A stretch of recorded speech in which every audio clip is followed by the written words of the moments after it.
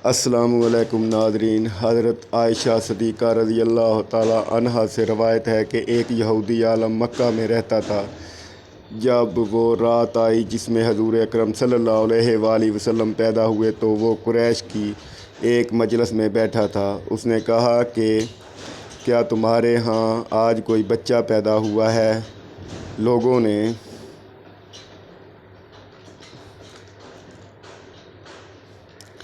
کہا ہمیں تو معلوم نہیں۔ اس پر اس یہودی نے کہا میں جو کچھ کہتا ہوں اسے اچھی طرح سن لو۔ آج اس امت کا آخری نبی پیدا ہو گیا ہے، اور قریش کے لوگوں وہ تم میں سے ہے، یعنی وہ قریشی ہے۔ اس کے کندھے کے پاس ایک علامت ہے، یعنی مہر نبوت۔ اس میں بہت زیادہ بال ہیں اور یہ نبوت کا نشان ہے۔ اس بچے کی ایک علامت یہ ہے کہ وہ 2 رات تک دودھ نہیں پیے گا۔ ان باتوں کا ذکر اس کی نبوت کی علامات کے طور پر پرانی کتب میں موجود ہے۔ علامہ ابن حجر نے لکھا آپ صلی اللہ علیہ وآلہ وسلم نے 2 دن تک دودھ نہیں پیا تھا۔ یہودی عالم نے جب یہ باتیں بتائیں تو لوگ وہاں سے اٹھ گئے۔ انہوں نے یہودی کی باتیں سن کر بہت حیرت ہوئی۔ جب وہ لوگ اپنے گھروں میں پہنچے تو ان میں سے ہر ایک نے اپنے گھر کے فرض سے باتیں بتائیں۔ عورتوں کو چونکہ حضرت آمنہ کے ہاں بیٹا پیدا ہونے کی خبر ہو چکی تھی، اس لیے انہوں نے اپنے مردوں کو بتایا ذرا چل کر مجھے وہ بچہ دکھاؤ۔ لوگ اسے ساتھ لیے حضرت آمنہ کے گھر کے باہر آئے، ان سے بچہ دکھانے کی درخواست کی۔ آپ نے بچے کو کپڑے سے نکال کر انہیں دے دیا۔ لوگوں نے آپ صلی اللہ علیہ وآلہ وسلم کے کندھے پر سے کپڑا ہٹایا۔ یہودی کی نظر جوں ہی مہر نبوت پر پڑی وہ فوراً بے ہوش ہو کر گر پڑا۔ اسے ہوش آیا تو لوگوں نے اس سے پوچھا تمہیں کیا ہو گیا تھا؟ جواب میں اس نے کہا میں اس غم سے بے ہوش ہوا تھا کہ میری قوم میں سے نبوت ختم ہو گئی، اور اے قریشیو اللہ کی قسم یہ بچہ تم پر زبردست غلبہ حاصل کرے گا، اور اس کی شہرت مشرق سے مغرب تک پھیل جائے گی۔ ملک شام کا ایک یہودی اس مکہ سے کچھ فاصلے پر رہتا تھا۔ وہ لوگوں کے گھر بچہ پیدا ہوتا تو وہاں سے سب سے ملتا اور ان سے کہتا بہت قریب کے زمانے میں تمہارے درمیان ایک بچہ پیدا ہوگا، سارا عرب اس کے راستے پر چلے گا، اس کے سامنے ذلیل اور پست ہو جائے گا، وہ عجم اور اس کے شہروں کا بھی مالک ہو جائے گا۔ یہی اس کا زمانہ ہے۔ جو اس کی نبوت کے زمانے کو پائے گا اور اس کی پیروی کرے گا وہ اپنے مقصد میں کامیاب ہوگا۔ جسے خیر اور بھلائی کی وہ امید کرتا ہے وہ اس کو حاصل ہوگی، اور جو شخص اس کی نبوت کا زمانہ پائے گا مگر اس کی مخالفت کرے گا وہ اپنے مقصد اور آرزوؤں میں ناکام ہوگا۔ مکہ معظمہ میں جو بھی بچہ پیدا ہوتا اس بچے کے بارے میں تحقیق کرتا اور کہتا ابھی وہ بچہ پیدا نہیں ہوا۔ آخر جب نبی کریم صلی اللہ علیہ وآلہ وسلم اس دنیا میں تشریف لائے تو حضرت عبدالمطلب اپنے گھر سے نکل کر اس یہودی کے پاس پہنچے۔ اس کی عبادت گاہ کے دروازے پر پہنچ کر انہوں نے آواز دی۔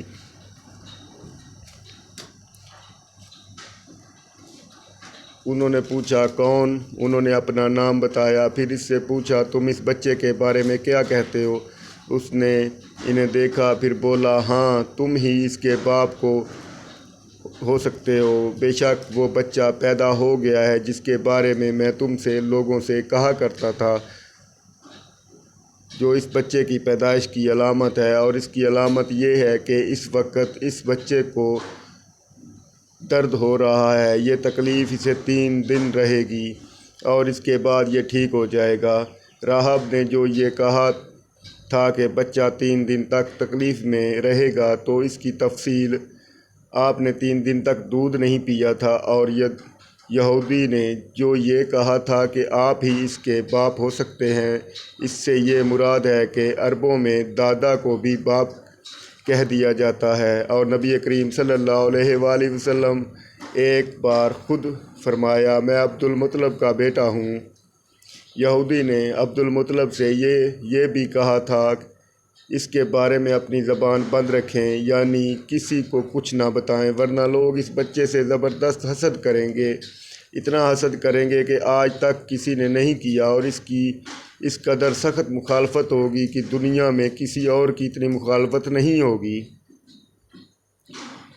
پوتے کے متعلق یہ باتیں سن کر حضرت عبدالمطلب نے ایز سے پوچھا، اس بچے کی عمر کتنی ہوگی؟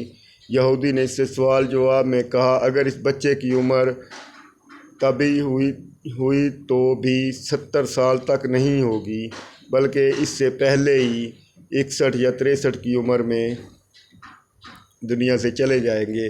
اس کی امت کی بھی اوسطاً عمر اتنی ہی ہوگی۔ اس کی پیدائش کے وقت دنیا کے بت ٹوٹ کر گر جائیں گے۔ یہ ساری علامات اس یہودی نے گزشتہ انبیاء کی پیشن گوئیوں سے متعلق کی تھی، اور سب کے سب بالکل سچ ثابت ہوئیں۔ قریش کے کچھ لوگ ایک بت کے پاس جایا کرتے، یہ اس رات بھی اس کے پاس گئے جس رات آپ صلی اللہ علیہ وآلہ وسلم کی پیدائش ہوئی۔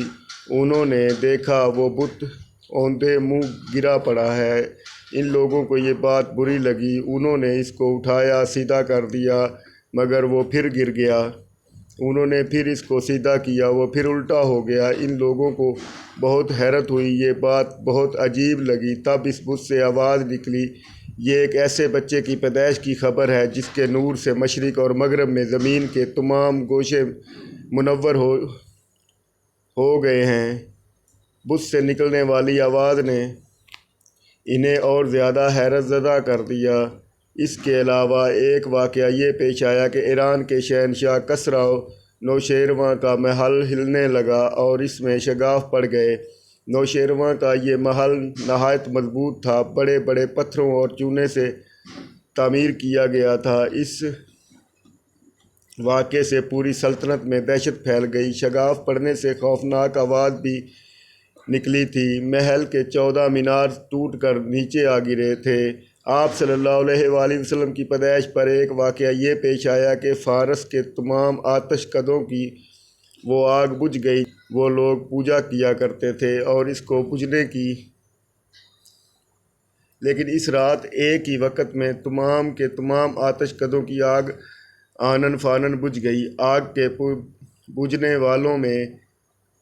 والوں میں رونا پیٹنا مچ گیا۔ شہنشاہ کسریٰ کو یہ تمام اطلاعات ملیں تو اس نے ایک کاہن کو بلایا۔ اس نے اپنے محل میں شگاف پڑنے پر آتش کدوں سے پوچھا، اسے سنا کر پوچھا، آخر ایسا کیوں ہو رہا ہے؟ وہ کاہن خود تو جواب نہ دے سکا، تاہم اس نے کہا، ان سوالوں کے جوابات میرا ماموں دے سکتا ہے، اس کا نام ستی ہے۔ نوشیروان نے کہا، ٹھیک ہے، تم جا کر ان سوالوں کے جوابات لاؤ، اور گیا ستی سے ملا اور اسے واقعات سنائے۔